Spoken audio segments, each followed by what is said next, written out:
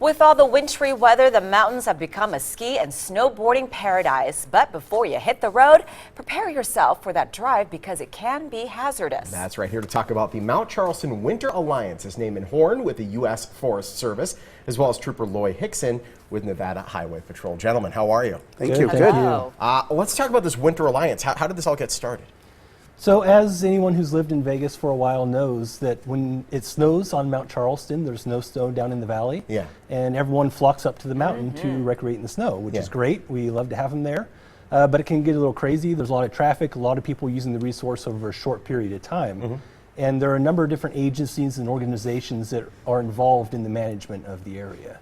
And so rather than kind of messaging separate and managing it separately, we decided to all get together and have a joint effort to manage the mountains so that it's safer. An alliance. But is this for people who are working the mountains and keeping it safe, or this is for people who are visitors and tourists?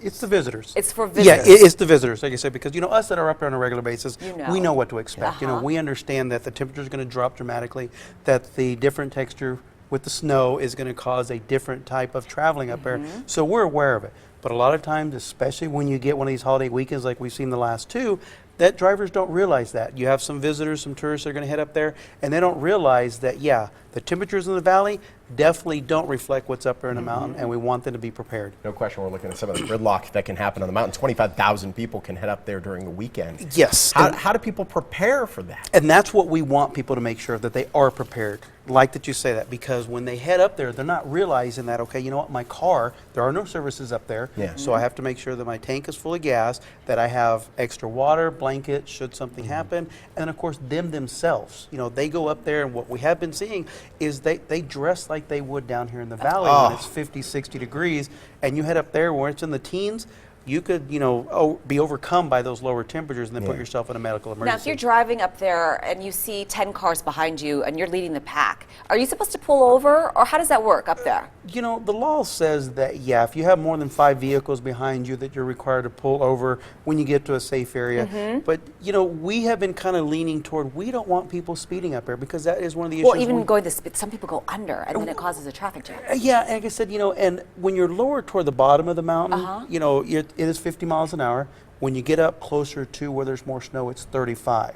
So, but our concern, like I said, is, that people have been speeding. We have been seeing these crashes because you have that momentum coming down. If you're going up, not much of an issue, like I said, but the law does state if you have more than 5 vehicles behind you, that you pull over in a safe area and let them pass. Yeah, you got to be careful about where you pull over too, because there could be a lot of snow and the traction trying to get back on the road. Yes, and that was an issue we were seeing too, is that people aren't going up and not realizing that we have either chains are required, or snow tires, or 4-wheel drives. So where do you get the chains?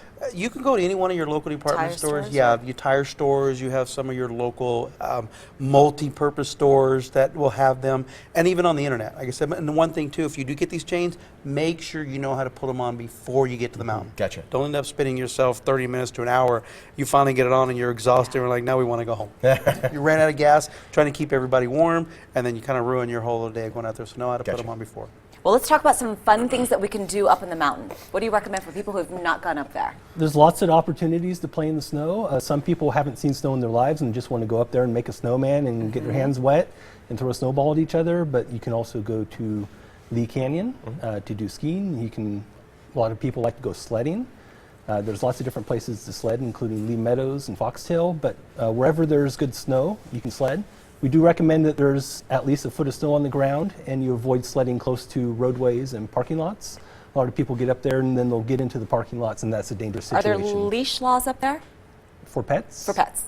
For humans, no. I was going to say, what? Sometimes you might want to think about. Do you have to have your dog on a leash if you bring your dog up? Some of the regulations do require it, yes, because like I said, you don't want them to start with interacting with other people if they get scared or spooked and maybe end up having some bit. But also, because that is an open area, a lot of wildlife is still moving around. You don't want your pet end up disappearing, so having them on a leash, keeping them controlled, definitely we do recommend, and the laws do say if you're in an open area like that, that you are required to keep them contained. Awesome. Good to know. It's great having you, gentlemen. Yeah, thank you so much. you. Really smart to have an alliance like this. If the rest of government could do this, we'd be perfect. We can work together. This is how it starts. Can you just build another road on the way up too? That would be easy, okay? Helicopter service. Helicopter Yes. service. Keep safe heading to the slopes. You want to learn more about the Mount Charleston Winter Alliance and get updated weather forecasts and road conditions, visit mtcharlestonwinter.com.